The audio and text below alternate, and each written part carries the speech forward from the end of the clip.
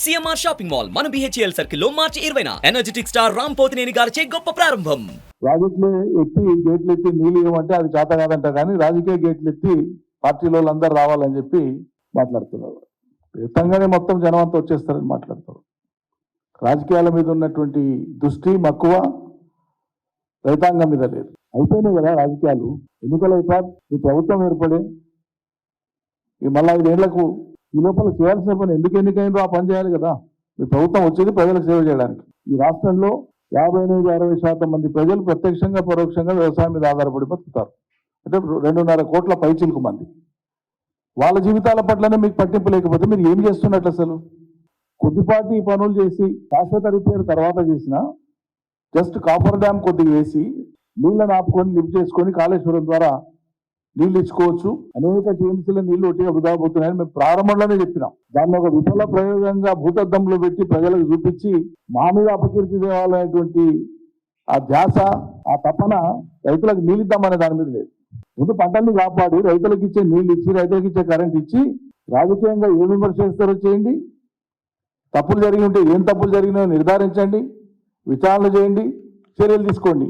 శిక్ష రైతులకు ఎందుకు ఇస్తారు? గత ప్రభుత్వాన్ని దోషిగా చూపాలనేటువంటి ఒక అతి ఉత్సాహం, అతి కుతూహలంతో ఈ రాష్ట్ర రైతాంగాన్ని ఎందుకు ఇబ్బంది పెడతారు మీరు? దయ లేదా? రైతులంటే కరుణ లేదా? వాళ్ళ పట్ల కన్సర్న్ లేదా? ఎంత కష్టపడితే పిడిగడి గింజలు వస్తాయి. పొడుగు మాటలు చాలా మాట్లాడతారు కదా. రైతుల కుటుంబాల నుంచి వచ్చినాం, మేము ఇక్కడి నుంచి వచ్చినాం, అక్కడి నుంచి వచ్చినాం, ఇంత పొడుగు మాట్లాడతారు కదా. ఇక్కడ పోయింది మరి మీ కరుణ, మీ దయ?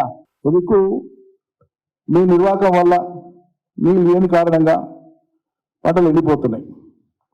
ఎంత దయనీయమైన పరిస్థితి అంటే, మీరు ఈ పేపర్ ఆ పేపర్ అనేది కాదు, ఈ టీవీ ఆ టీవీ అనేది కాదు, అన్ని మాధ్యమాల్లో కూడా, ప్రింట్ అండ్ ఎలక్ట్రానిక్ మాధ్యమాలు అన్నిట్లలో కూడా, జిల్లా ఎడిషన్స్ కానీ స్టేట్ ఎడిషన్స్ కానీ తీసుకుంటే రోజు అనేక వార్తలు. రాష్ట్ర రైతాంగానికి, ఇతర వర్గాల ప్రజలకు కూడా నమస్కారాలు. రాష్ట్రంలో లక్షలాది ఎకరాలలో పంటలు ఎండిపోతున్నాయి. సర్కారు నీళ్ళు ఇయ్యక, కరెంట్ ఇయ్యక రైతాంగాన్ని అవస్థలకు గురి చేస్తూ ఉంది. రెండో వైపు అకాల వర్షాలు, వడగళ్ల వానతోన ఆదిలాబాద్ కానీ, నిజామాబాద్ కానీ, కామారెడ్డి కానీ, సిద్దిపేట ప్రాంతంలో కానీ, కరీంనగర్లో కానీ వేలాది ఎకరాలలో వడగళ్ల వానతో, రాళ్ల వానతో పంట నష్టం జరిగింది. రైతులు దెబ్బ మీద దెబ్బ పడతా ఉంది.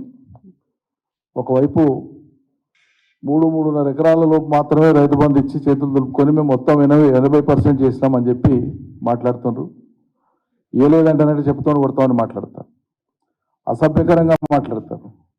ఇంత ఇచ్చినాం, ఇంత ఇస్తామని రోజువారీ ప్రకటన చేయడానికి చేత కాదు, కానీ ఇవ్వలేదని అడిగినటువంటి వాళ్ళను చాలా రోషంగా మాట్లాడి పరుషంగా మాట్లాడుతున్నారు. కరెంటు నీళ్ళు అనేకే ఎందుకు చైతన్య తెలియదు ప్రభుత్వానికి? గతంలో వరుసగా కరెంటు నీళ్లను మేము ఎట్లా ఇవ్వగలిగినాం కేసీఆర్ ప్రభుత్వంలో? 100 రోజుల్లోపే అతలాకుతలం చేసేస్తారు మొత్తం. వ్యవసాయం అంటే అత్యంత ఆశతో, సంతోషంగా. సుమన్ టీవీలో మీ పర్సనల్ అండ్ బిజినెస్ ప్రమోషన్స్ కోసం కింది నెంబర్కి కాంటాక్ట్ చేయండి.